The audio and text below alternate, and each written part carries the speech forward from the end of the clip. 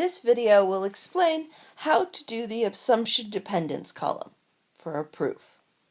So here we have a proof that is complete except for the assumption dependence column. Since it has a provisional assumption on line 4, it needs an assumption dependence column. So the assumption dependence column will be a column just to the left of the derivation column. You don't need to label the assumption dependence column as ADC. I'm just doing that here for the purposes of the video.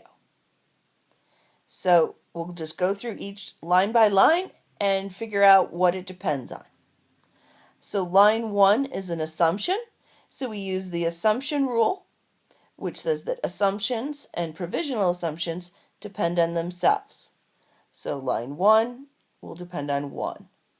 And likewise, since 2 and 3 are assumptions, they will depend on themselves as well. So 2 depends on 2, and 3 depends on 3. Line 4 is a provisional assumption, so it also uses the assumption rule. So line 4 will depend on itself. Line 5 is justified by the rule of arrow out, so it will depend on what its justifying lines depend on. So it's justified by lines 3 and 4. And so line 3 depends on 3, so this will also depend on 3. And line 4 depends on 4, so it will depend also on 4. Line 6 is justified by the rule of ampersand in, so it will depend on what its justifying lines depend on. So its justifying lines are lines 4 and line 5. So line 5 depends on 3 and 4, so line 6 will also depend on 3 and 4. And line 4 depends on line 4, so we've already got that, so we're all set.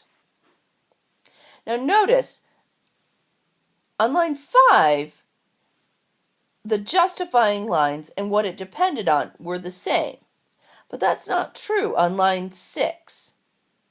So it's important to remember that when you have something justified by arrow out or ampersand in or ampersand out, it depends on what the justifying lines depend on, not it depends on the justifying lines. Sometimes those could be the same thing as in line 5, but sometimes not as in line 6. Okay, the next line is also justified by arrow out, so it will depend on what the justifying lines depend on. So that's 1 and 6. So 1 depends on 1, and 6 depends on 3 and 4. So line 7 will depend on lines 1, 3, and 4. Line 8 is also justified by arrow out, so it will depend on what its justifying lines depend on, which are 2 and 7. So 7 depends on 1, 3, and 4, and line 2 depends on line 2. So line 8 will depend on lines 1, 2, 3, and 4. Okay. The next line, line 9, is justified by the rule of ampersand out, so that also uses the standard rule. So in this case, it will depend on what its justifying line depends on, because and out only requires one justifying line.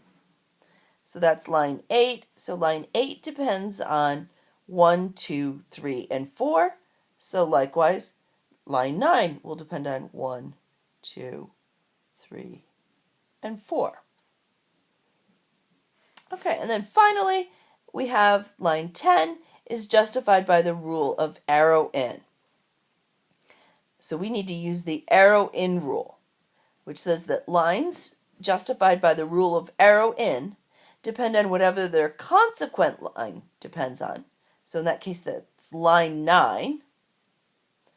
So that'd be 1, 2, 3, and 4, except for the provisional assumption that was made for the purposes of that arrow in proof. So that's line 4 right there. So it turns out that line 10 will only depend on 1, 2, and 3. So then what we want to do at the end of our proof is we want to check and make sure that our final line here does not depend on any provisional assumptions. So we look, line 10 depends on 1, 2, and 3.